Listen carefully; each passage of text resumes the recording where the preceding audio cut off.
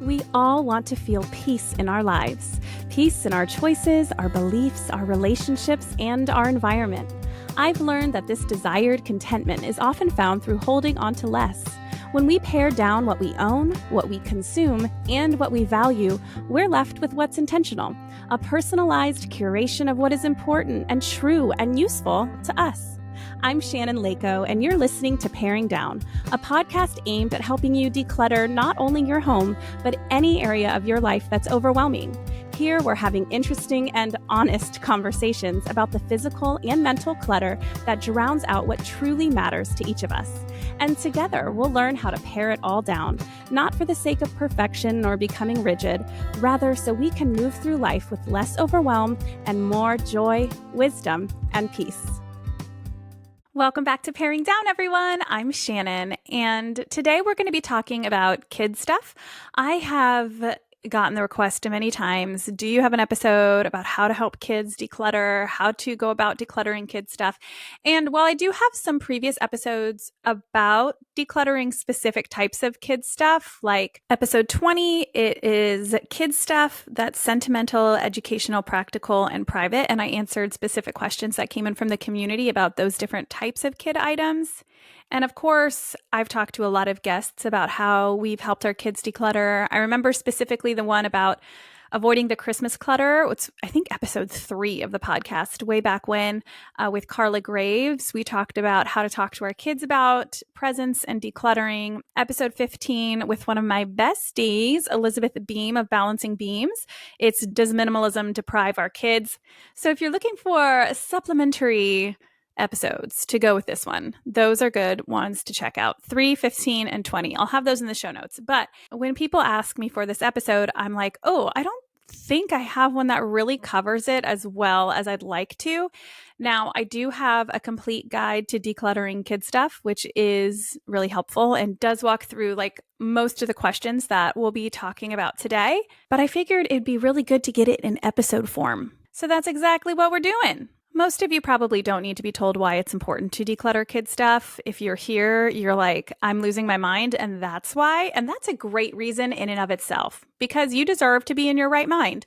However, let's talk about some interesting statistics. So 3.1% of the world's children live in America, but they own 40% of the toys consumed globally.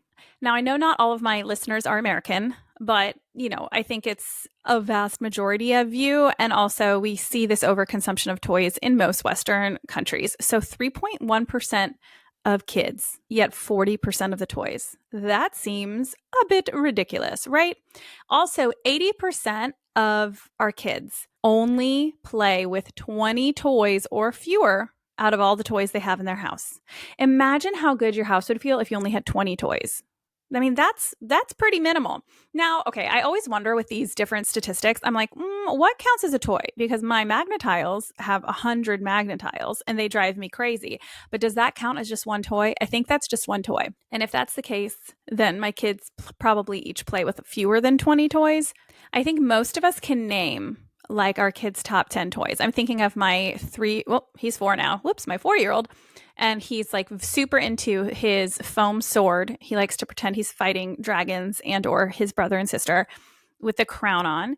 He likes his Hot Wheels set. He probably has like 8 different cars and trucks that he likes to roll around. And he likes to pretend he's cooking with food, right? So I'm like, okay, there are probably fewer than 20 that he picks up. And especially my 7-year-old now, as the kids get older, it's like, wow, they really don't play with toys quite like they used to, which is kind of nice and also a little heartbreaking. But the point is, most of us out here have more than 20 toys per kid in the house. And that is just unnecessary because the kids don't even play with them. But besides those statistics about how many toys our kids actually play with, or the fact that American or Westernized kids just really have way too many toys in the house, here are 5 reasons that we should declutter our kid stuff. So the first one is that decluttering really supports our children's cognitive development and focus. I've had quite a few teachers as guests on the podcast, and they really underscore this truth. and they've seen it in the classroom. But basically, too much visual stimulation can really overwhelm our child's developing brain, and it just really makes it harder for them to focus and engage in meaningful play. This is research supported by a study from the University of Toledo in 2018 that found that toddlers played more creatively and for longer periods when they had fewer toys available. The researchers there concluded that an abundance of toys can create a distraction and reduce the quality of toddlers' play, their words. So if we're looking for better attention spans, more creativity, and just a richer play experience, we want to offer our kids fewer things to play with. My friend Erin Port of Simple Purposeful Living, she makes a great analogy about this, about how it's so much easier for us to start writing or draw on a clean white piece of paper versus one that has scribbles all over it, right? We need that blank slate to help us get creative and not distract us or frustrate us. And the same goes for our children's play spaces. I experience this just about every day. I shouldn't say every day because I don't clean the playroom every day. Let's keep it real. But whenever I really do a good clean of the playroom, or the kids do, they clean up the playroom too, just for all the the haters out there that get mad whenever I show a video of me online cleaning the kids' rooms or kids' toys. They're like, shouldn't your kids pick up your own toys? And I'm like, listen, yes, they do. And I don't put their faces on the internet. So sometimes I need to film myself picking up toys. And also, most parents out here know sometimes you just want to get it done quickly, and so we do it ourselves. I think there's a balance. But anyways, enough about my little rant on that. The point is that however the playroom gets cleaned, my kids love going in there immediately after. Like, they will avoid that playroom so badly when it's a mess. But the second it is cleared, they're in there. It's like moths to a flame. Kids want to go into a clean space to play. So we need to keep a space that's easy to clean, meaning there's less to pick up, meaning that we can keep it clean more often so that the kids go in there regularly. Or if it's not a playroom, it's their room, it's the living room, wherever they do their play. The point is that they will do it better when it is all cleaned up. And you're going to keep it way more picked up when there's simply less to pick up. Go figure. Okay, number 2 is that less clutter reduces parental stress. This is probably why you're listening to the podcast. This really matters because when kids' stuff takes over the home, it leaves us as parents or caregivers feeling really out of control and really overwhelmed. And our experience in life matters too. I've shared this study before, but there's a UCLA study from 2012 that showed that when there's high levels of visible clutter in homes, especially kid-related clutter, it's correlated with elevated cortisol levels in mothers. We know that cortisol is the stress hormone, and chronic stress really affects everything from our mood to our immune function. And while this is just a correlation, and that I believe there are a lot of contributing factors to the stress of moms or how stress could cause the clutter, how these go hand in hand, I think all of us can feel it. We feel it when we look around the house and we're just over it. It's just stresses us out. You know what I mean? And that is not healthy for us. And we'll get into how that's also not healthy for our relationship with our kids, but we'll get there on number 5. So for number 3, it's that decluttering kids stuff really teaches kids important life skills as well. So decluttering isn't just about keeping a clean house. It's about raising mindful consumers and emotionally intelligent decision makers. I want my kids to grow up not finding their worth in stuff, not feeling like they're accepted because of what they're wearing, not feeling like they buy things as a coping mechanism for loneliness. I want them to be able to make decisions that benefit them, that make their lives at home easier, that speak to their true values. And of course, I don't want them to overconsume, spend their money on the wrong things, contribute to the pollution in our planet that is hurting them and future generations. There are a million reasons why I want to raise my children to know how to declutter and not overconsume. Even child development experts say that involving children in decluttering builds autonomy, delayed gratification, and decision-making skills, all of which make people more successful in the long run. It reduces mental health problems. It helps them make more money and get better jobs when they are autonomous, and they can handle that delayed gratification when they're better at decision-making, right? These are really important skills that all are supported by decluttering. According to Montessori principles and Harvard Center on the Developing Child, giving kids age-appropriate responsibilities, like choosing what to keep, fosters executive functioning skills. So decluttering is really helping raise these capable and thoughtful humans. We want them to be able to look at something and say, I know that this is good to keep or this is not helpful to keep. They have to take some critical thinking into account when they're doing that. Do I play with it? How often? Would somebody else enjoy it more than I do? Do I have enough space for it? Do I want to keep having to pick this up every day when mom tells me to clean my room? Right? They're thinking through these other questions in order to come to an informed decision about that item.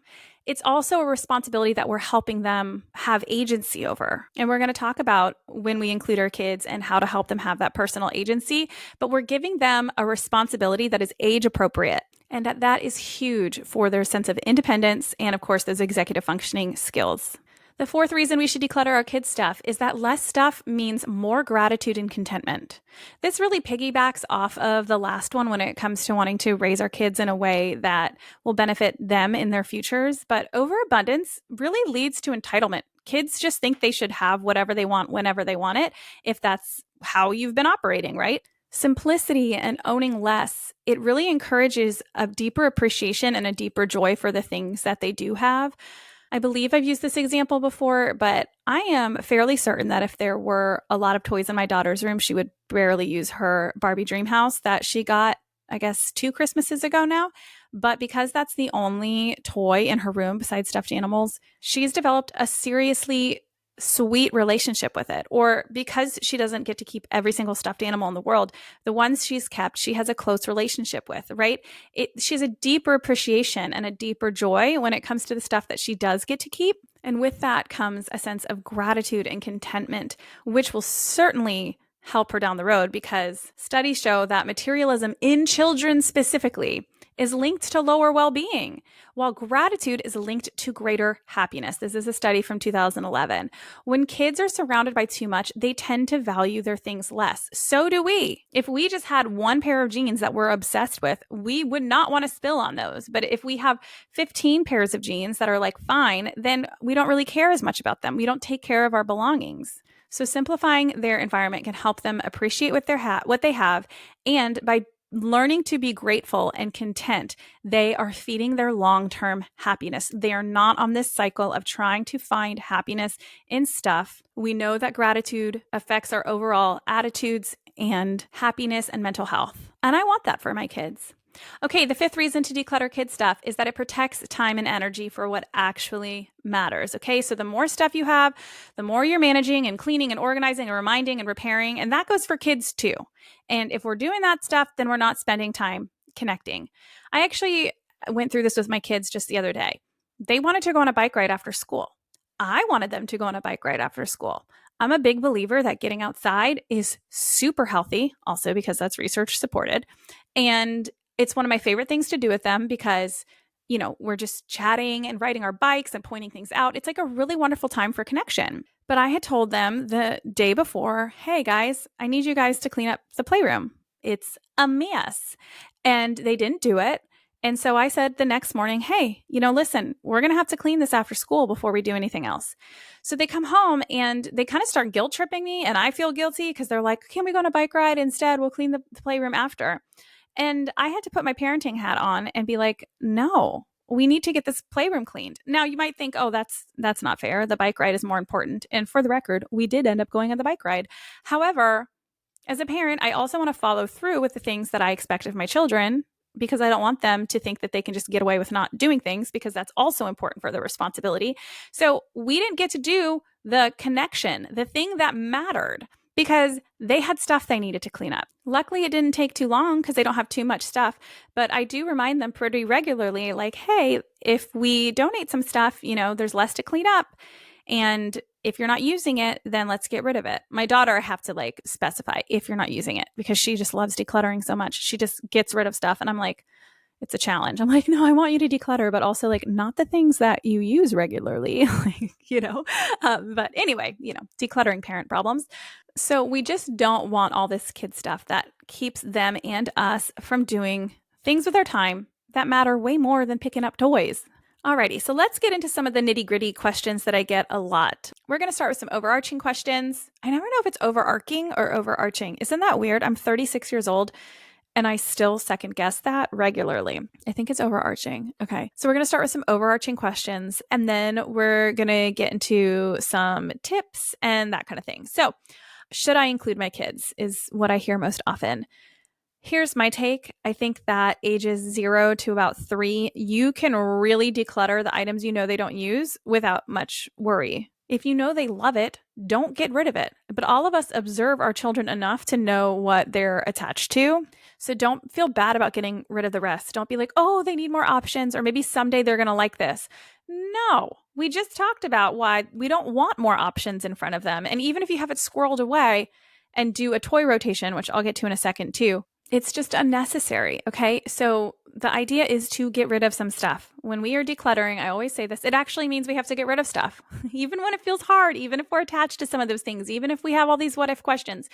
If you want to live with less stuff and therefore less stress in your house, you actually have to get rid of some stuff. It's just the way it is. That's the way the cookie crumbles, you know?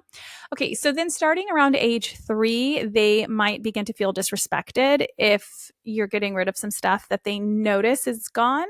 And that might make them more attached to their stuff in the long run because, you know, they're clinging onto it for fear that you're going to get rid of it, rather than what you want, which is for them to digest this lesson of decluttering that you really want to instill in them. That said, I still do recommend doing the first big declutter yourself for basically any young kid or kids. There's still a lot that they probably wouldn't know is missing, but I do suggest more as you get a little bit older with the kids of putting anything that you're not entirely sure they won't miss into a maybe bin, and set a limit for yourself. It's a 2-month maybe bin. And if they ask for one of those items, you can say, oh yeah, I put it over here, and you can just go grab it from wherever you hid it away. That rarely happens, but it does sometimes, because sometimes we don't know every last thing that our kid is attached to or likes to enjoy. So you have those 2 months to go back and grab something for them. And still you're getting rid of a large bulk of stuff that you know that they won't notice or care about. I do have some people say, well, you know, what if they ask for it in 6 months? Like my kid does that. Well, then I've said this in a previous episode. You just have to be a parent at that point and say, hey, bud, it's been 6 months since you noticed it was gone. We needed to get rid of it to make space so that there's less for us to clean up. I noticed you weren't enjoying it, and so I thought another kid might enjoy it more than you. So I went ahead and donated it, and just say, I'm sorry that you miss it, but look, we've got all this other stuff. And it might not be great. They might be mad at you. But sometimes I feel like being a parent is making an executive decision. Like we cannot let our kids make every single decision. That is not healthy for them, and it's not healthy for the family unit. They need some boundaries and structures in their life. And we know that them owning less stuff is better for them, right? We just went over all those reasons. It's the same as like, oh, well, I'm going to give my kid as much candy or TV time or whatever it is that we know isn't great for them because they want it. Okay, they want it, but we're the parent. We're here to help them live lives that are more structured and healthier than if they, without their developed brains, were to do it by themselves. If that were the case, they wouldn't eat, unless they're my daughter, they wouldn't eat a single vegetable. You know, there's like so many things that we know as parents that they don't. And that's okay. They can be mad at us. As long as we're not consistently disrespecting them and throwing out their stuff and scarring them so that they become hoarders in their future because their parents got rid of all their stuff. I'm not saying that, but just occasionally, if like 6 months from now they wanted a toy that, or they kind of remembered they used to have this one toy and wonder where it went, like that's not scarring them. It's going to be okay. So I really encourage you to go ahead and do that first full sweep of the toys by yourself. If you feel like your kids play with everything that they own, I do hear that sometimes. I'm not sure I believe it, but I have had some parents say they like everything they own.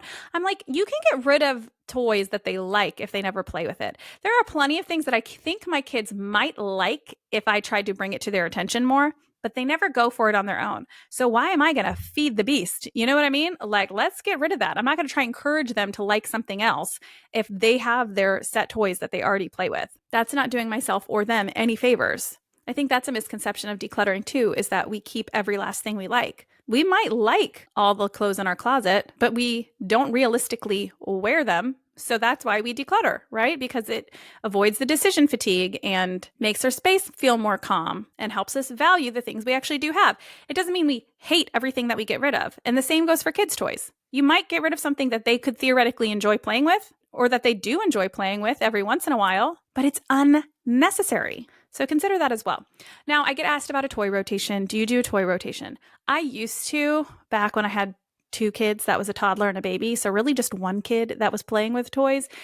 And then I now have 3 kids and it is too much work. It's just not in me. I just will let those toys go sit in that closet and they just stay there and they're just a tub of clutter. So for me personally, I don't do a toy rotation. Some people love it and they have, the bandwidth to go rotate out the toys every once in a while. And I applaud you for doing that. I think that's amazing. So that can help you reduce that decision fatigue for your kids while not feeling like they need to have something new, like actually new all the time. It's new because they haven't seen it in a while. I think it's a great idea if you're the kind of person that does it. So I don't think there's right or wrong here. I just am not the kind of person who will go do that. I also just don't think my kids need that many choices and like for the rotation. I don't know. For me, it's a no, but that doesn't mean it's a no in general, right? That's with anything I say. Like if it's working for you, have at it, keep at it, but just know thyself. Are the toys actually going to get rotated in? For me, they did not. Okay, so the second big question I get besides should I include my kids is how do I get my kids on board? So now you've done your initial declutter, but you obviously want to help them learn how to do all these decision-making good stuff that we talked about with their executive functioning, right? So you want to include them in the decluttering process. I always say if your children are resistant, my oldest son is extremely resistant, or was, I shouldn't say is, it has changed. But if they're very resistant to decluttering, make sure you're striking the balance between the fact that decluttering will improve their lives. So as their parent, we want to help them do this. And also relationships are more important than decluttering. It is not worth losing the trust and the respect of your child. It is not worth like screaming at them all the time. It is just really not worth any of that. So strike that balance and trust that it will happen if you take a slow approach instead of expecting them to like suddenly be master declutterers because you weren't suddenly a master declutterer, or maybe you were, but that was your choice, right? This is something that you're kind of imposing on them, which again, it's a good thing. We impose a lot of things on our children that are good for them, but we have to have patience with them. So just know that this won't be a one and done conversation and get curious with them. This is an actually great opportunity for connection. So ask them why they want to keep the things they don't use or that don't fit in their space. Share with them why you want to help them declutter. Even the young ones can understand it a little bit and say, hey, this is good for you. It's good to learn how to make these decisions and not have to clean up as much. And it's good to be generous, right? We can talk about all these things. They are going to be so much more receptive than if you just say, we have too much stuff. We need to get rid of it. I'm tired of all this. It's stressing me out, right? They're kids. They're like, huh? Like, I want to play with this dinosaur. Why are you so mad at the dinosaur? Why are you mad at me for liking the dinosaur, right?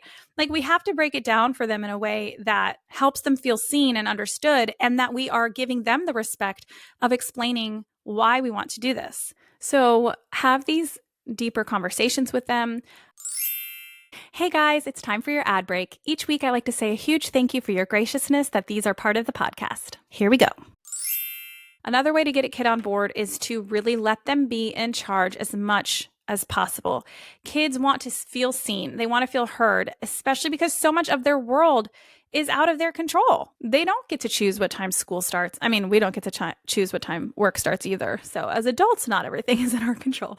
But you know what I mean? Like there's so much that they have to do that we're constantly saying, hey, you need to do this. Hey, get your shoes on. Get your teeth brushed. No, you cannot wear your pajamas to school. No, you cannot bring that stuffy with you to church. You can't have that piece of candy right now. Right? I feel like I'm constantly telling my kids what they can and cannot do. And so when we give them a sense of agency, they are much more likely to be on board. So the best way to give a sense of agency, which I'll cover a little more in the tips that I'll share, but is physical boundaries. I've said it once, I'll say it a million times. Give them a specific shelf or bin or drawer and say, this is your physical boundary. We cannot keep more than what fits in here comfortably, but you get to choose whatever you want that to be. So you get to choose what are the most important toys for you. So you're not making the decisions for them, and you're letting them know that they can choose what is important to them. And presenting it like that, you're going to get a lot more results.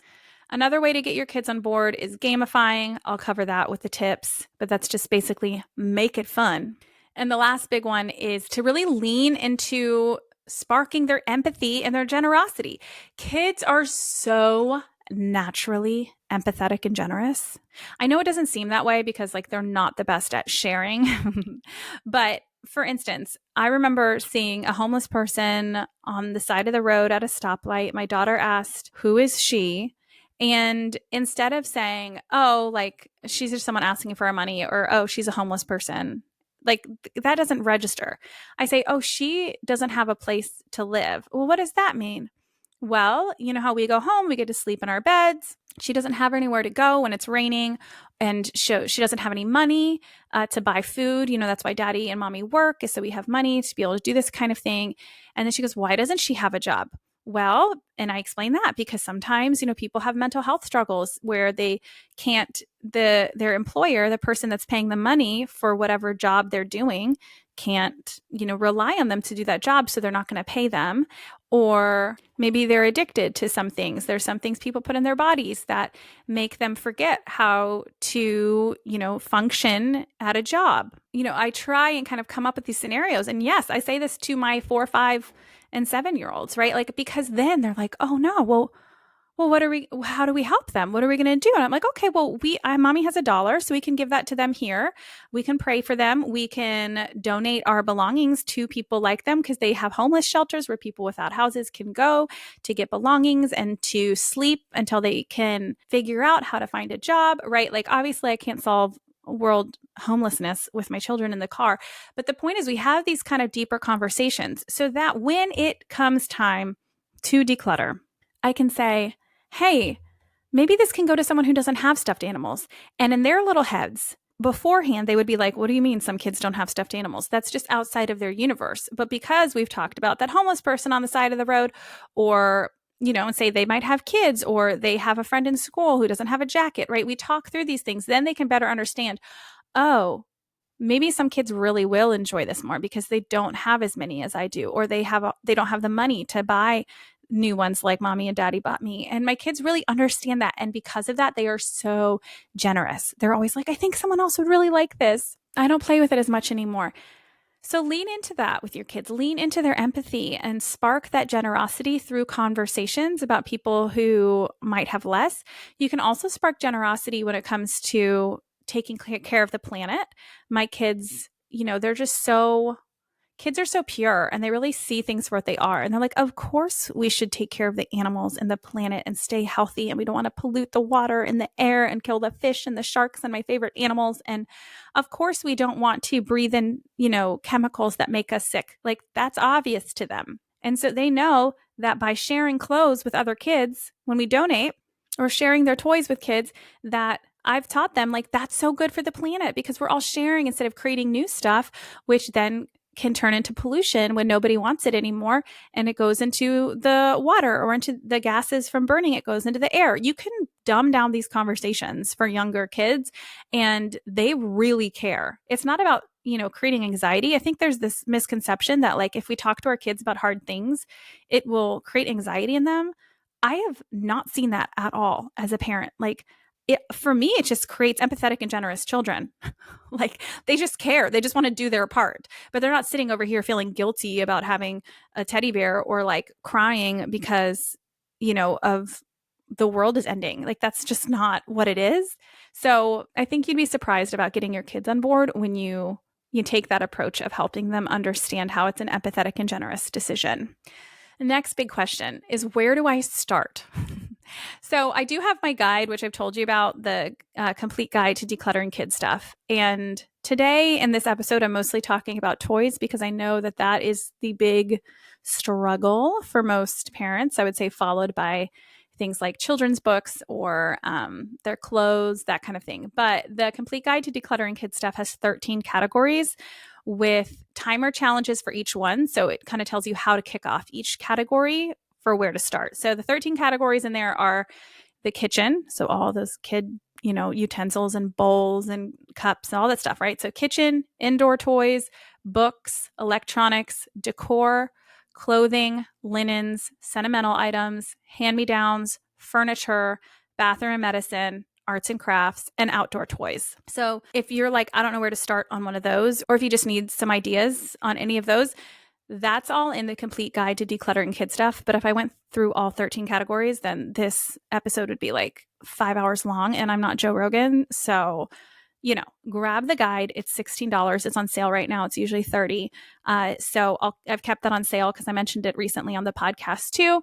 And if you feel like you can't afford a $16 guide, DM me or email me. It's paringdownpodcast@gmail.com, and I'll make sure to get you a copy. I never want anyone to feel like they can't have the resources they need because they can't afford it.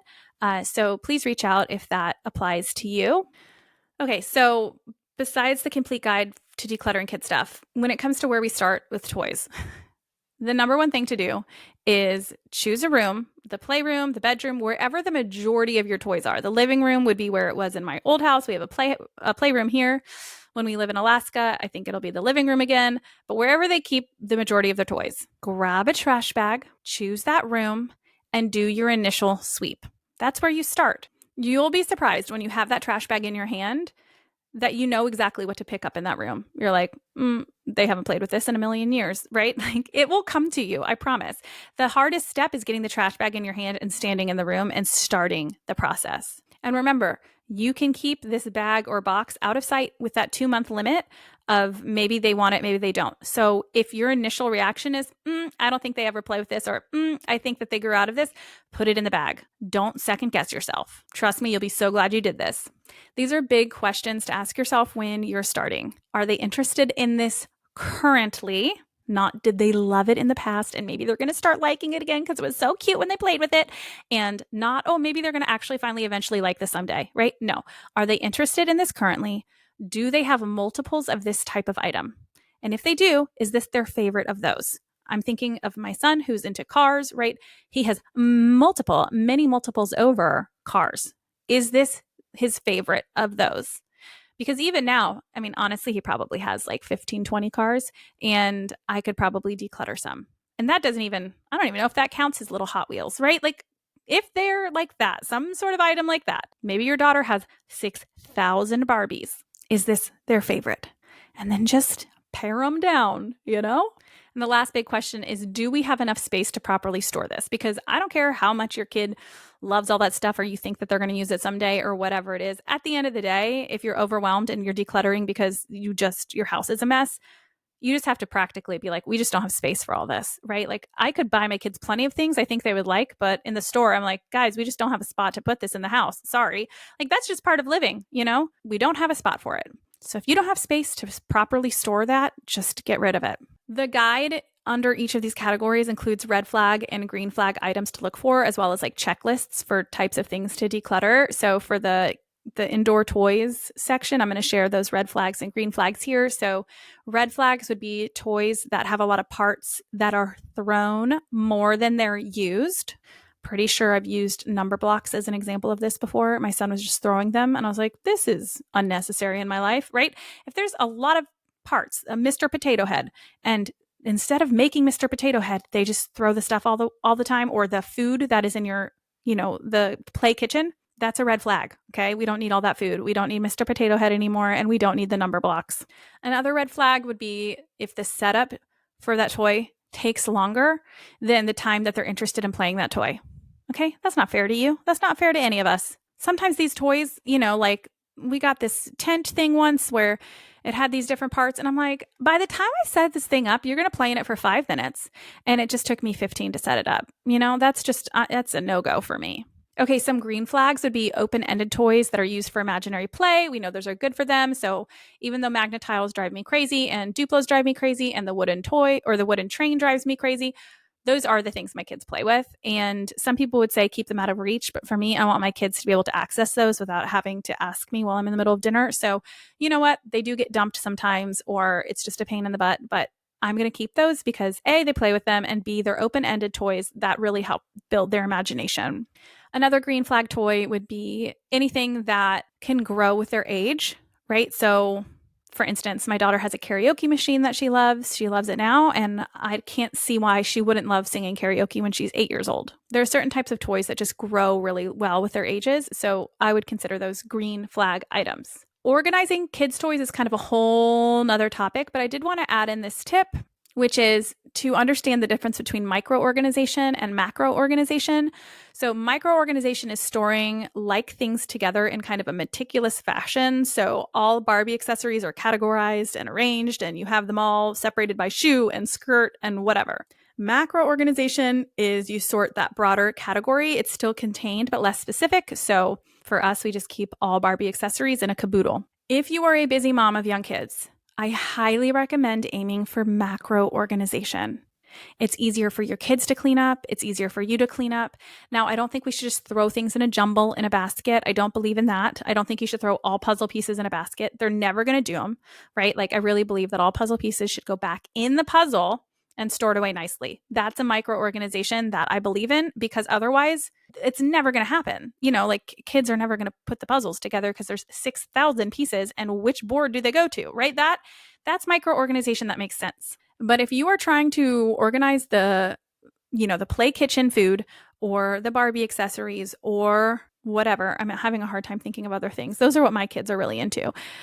That's going to drive you crazy, and it's going to drive your kids crazy when it's time to clean up. So I would just suggest kind of getting bins that are more so macro organization, even if all the fun TikToks or Instagram reels show you how to do really cool looking micro organization that you're like, oh my gosh, that's so cute. Like, no, it's such a pain. Don't do it.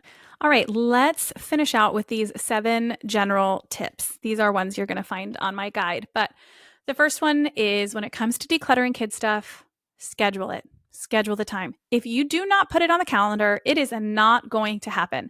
Choose an exact date and an exact time that you're going to grab that bag and go into their room or wherever the toys are. But be strategic, okay? So ladies, don't schedule this on a week that you're going to be in a bad week. You know, I have PMDD, or it's part of your cycle where you're in that phase where you're like, you want nothing to do with the world. It's a bad time to schedule it. You're not going to do it. Don't schedule it for a time that you're going to be exhausted. Don't schedule it for a time that is right after a really busy week, right? Like, we have to be realistic with ourselves and know that just because we put it on the calendar doesn't mean it's automatically going to happen. So put it at a time that will be good. For me, it's like, okay, my kids get a little bit of Saturday morning cartoons. I'm usually at my best and brightest around 9 a.m. So that's when I would put it on my schedule and have a little alarm go off and remind me 30 minutes in advance, because I need time to get my head wrapped around it. Say, hey, you're decluttering in 30 minutes from now, and have that just like set up in a fashion that is going to be doable, you know? The second part is set timers. Another big thing is that we feel like we have to do this for hours, and that's overwhelming. So for the kid stuff, you could do that first full swoop in probably under 30 minutes. If you have an insane amount of kid stuff, you can try and like get at it for 45 minutes, but do not schedule more than an hour. And I would suggest definitely not even scheduling an hour. Having that timer set, being like, okay, it's now time, and you know that it's ticking down on Alexa or on your phone or whatever, it helps keep your brain from really getting overwhelmed and never starting at all, right? It's now 8:30 on Saturday. Your little alarm says you're going to declutter at 9, but you're like reading your book on the couch or doing something else that's like cozy and chill on a Saturday. And you're like, oh, I don't really want to do it. It's going to be a lot easier to just get your butt up and do it if you know that it's only for 30 minutes and you set that timer, versus being like, this is going to take forever. No, set that limit. It's good for you, and it actually gets the ball rolling instead of it just never happening because you procrastinate it. Only commit to the time that you set. My third big tip, this is probably one of my biggest ones when it comes to decluttering the kids stuff, is that when you're including the kids, make a game out of decluttering. Okay, so I come up with a lot of ridiculous games. Here are just a couple ideas, but see if they can choose 6 items in 6 minutes. Okay, so I will like tell Alexa to set a 1-minute timer, and they have to choose something. And I'm like, we're going to do this 6 times in a row, and they have to put it in the box. Have a specific bin for them to put it in. So 6 items in 6 minutes, 10 items in 10 minutes, whatever you want to do. That's fun for them. The number one game my kids love to do is to turn on their favorite song, and they have a little box in front of them, and they have to fill up the box by the end of the song, because then they're excited. Then they're like really just like looking for the stuff they don't like, and they're not overthinking it, because all they know is that like when the song ends, their box has to be full, and it's a game. You can roll a dice and declutter the number of things that you roll every day for a week. So, all right, kids, let's gather around. I'm going to roll the dice. It's 4. All right, go grab 4 things you want to declutter this week. Make a scavenger hunt. Find one thing that is soft to declutter. Find one thing that is broken to declutter. Find one thing that is loud to declutter. Kids love that kind of thing. If you turn it into a game, it's not so bad. Another tip, use those physical boundaries. I mentioned it already, but baskets and bins are your friend, not just for aesthetics, but because they become the rules instead of you being the bad guy. You can only keep what fits in this. So they have that personal agency, but they have the physical boundary that tells them how much of something they can keep, because kids really need that structured approach. If you say they have too much stuff, they don't know what that means. I don't know what that means, right? But if you say it has to fit in here, it's just a much clearer picture of what needs to happen, and they have an actual goal in mind. So my daughter has a stuffy box, and she can only keep the amount of stuffies that fit in that. And just the other day, I was noticing that it was starting to overflow. I guess after our trip to Disney, her little friend across the street gave her a stuffy, right? Things just appear in our houses as they do. And she was the one that, as we were getting dressed, she was like, "Oh, mommy, look, it doesn't really fit in my box anymore. I'm going to find some things to give to Hannah." I'm like, yes, see, she understands the concept of a physical boundary, and she's 5. The next tip is to get ahead of those what ifs. I did an entire episode about this that can totally be applied to kid stuff, but it's episode 77, What If I Regret Getting Rid of It? I'll put that in the show notes. That would hopefully be really helpful for you. You just have to know before you start. Don't surprise yourself and be like, oh, what if? No, know that what if is going to creep in ahead of time. And have a little chat with yourself internally or externally if you like to talk to yourself. Just say, I'm never going to live in the decluttered home I want if I keep every what if item. It's just not going to happen. So decide before you start that the guaranteed result of living in a less stressful home is more important than the unlikely scenario of a what if. It is a guarantee that if you live with fewer toys in your house, you and your children are going to be happier. I prefer that guarantee over the unlikely what if scenarios. Next big tip is to share your mission, okay? Giving your loved ones a heads up about wanting to live with less is a gentle boundary with them to not gift you more. You don't have to necessarily explicitly be like, stop buying my kids stuff. Although I know sometimes there is that dynamic where you do have to eventually have that kind of conversation with people. But listen, everybody in my life obviously knows that we live a decluttered life because this is my job. So even like our travel agent who helped us book the Disney trip, she likes to give her clients like a little gift while they're at Disney. And she got our family cupcakes. And when we texted her to say thank you so much for surprising the kids with these fun little cupcakes in the room, she was like, oh, I got those for you because, I figured that they're consumable so they wouldn't turn into clutter. And so she specifically thought of a gift that would not turn into clutter for us. Other kids, she might get them a toy or a little stuffy or whatever. People in your life want to respect you for the most part. So share your mission so that they aren't adding to the overwhelm. Now, if you don't know how to have these kind of conversations graciously, if you do need to specifically ask for them not to give you stuff or to request certain things on birthdays and Christmases that won't add to your overwhelm, I do have a free gift request template, which you can fill in the blanks of. And it's just a gracious way to request certain things or not certain things as gifts. So that's the gift request template. Again, that will be in the show notes. My last big tip, and it's a big one, is set your relocation plan. The most important thing right now is getting it out. So even if it's not in an ideal way, so many of us don't declutter and things don't actually get out of the house because we don't know what to do with it, like where to take it. So before you even start, decide on your plan of action. Example, everything will go to Goodwill or pickupplease.org, which you can arrange a pickup from your house, except for items you can list for $50 or more, right? So you have that plan in place. And instead of kicking yourself and being like, oh, Goodwill's not good enough or whatever, don't let perfection be the enemy of good. You're getting the stuff out. You're changing your consumption moving forward. You're helping your children. If Goodwill is the way that you're going to actually get it out of your house, then use it. If you have the capacity to look up some more directly helpful organizations where you can take it, by all means, do that. I think most of us like to think we'll do that, but we never actually do. So again, this is kind of like the toy rotation thing. Know thyself. The most important thing is getting it out. And just remind yourself that selling things drastically slows down or stalls the process. I love a good Facebook group, whatever. We were decluttering a bunch of kid stuff before our move to Alaska, and I would take a picture of it all on the porch and be like, come by and get it, to our neighborhood Facebook group, and pretty much all of it would be gone. So that's a great way to do it. But if I was trying to sell that, it would take a lot longer. So I'm not saying don't use Facebook Marketplace or like your neighborhood Facebook groups, but I would be very mindful to not try and sell too much. Like I had this unused baby carrier, completely, like literally never used. I got it to take have I told you guys this? I always get nervous saying things out loud. I took my daughter to see Taylor Swift and it was amazing last year. She's a massive Taylor Swift fan and so am I. So please don't hate me or stop listening to my podcast just because of our taste in music. And anyway, I knew that I was going to have to hold her basically the whole concert for her to be able to see because she's 5. Luckily, she weighs nothing. My daughter is a toothpick. She only eats vegetables. I'm like, please have some protein. Please have some carbs. And she's like, I would just like more carrots. Like, okay. So anyways, she doesn't weigh anything. And so I found like these different toddler sling situations that would just take the edge off of me having to hold her in my arms the whole time. And so it was great. I ended up popping an ibuprofen right before the show started because I knew eventually my shoulder would hurt. And I had this like crossbody sling that helped her just stay on my hip without me having to hold her. But I had bought a different one to see which would work better.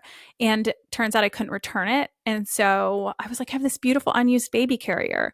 And so I tried to sell it for even low, like $20. I think I bought it for $60. Nobody wanted it. Finally, I was just like, this is so dumb. This has been sitting in the guest room for 4 months. And so I put it out there for free and somebody finally took it.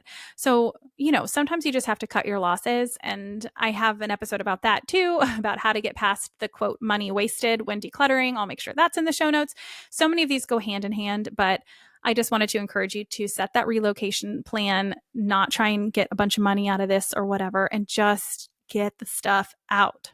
All right. Well, I hope that all of that was helpful. I know there was a lot in there, but if you want to have this kind of in front of your face so you can reference it, that complete guide to decluttering kids stuff is awesome. And like I said, it covers more than just toys. It has 13 different categories and I'm just here to help. So feel free to DM me, email me anytime. Sign up for the Less Express. That's my newsletter. So it's just a really short weekly email that reminds you about what's on the podcast and gives you a little decluttering challenge every week and some inspiration. So that newsletter, the Less Express, is in the show notes and I'm here for you. Okay. So happy decluttering kid stuff. I hope that you regain at least a little sliver of your sanity. All right. I'll talk to you next week. Bye. You just listened to an episode of Paring Down with me, Shannon Leyko. If you enjoyed the show, it would mean the world if you can leave a review wherever you listen and share this episode with a friend. Those reviews really are what keeps a podcast on its feet for the long haul, and I will read every single one with a huge smile on my face. So thank you ahead of time. If you're watching on YouTube, don't forget to hit subscribe. Also, be sure to follow along on Instagram at paring_down, where I offer lots of tips and inspiration for paring down, along with what's new here on the podcast. Till next time.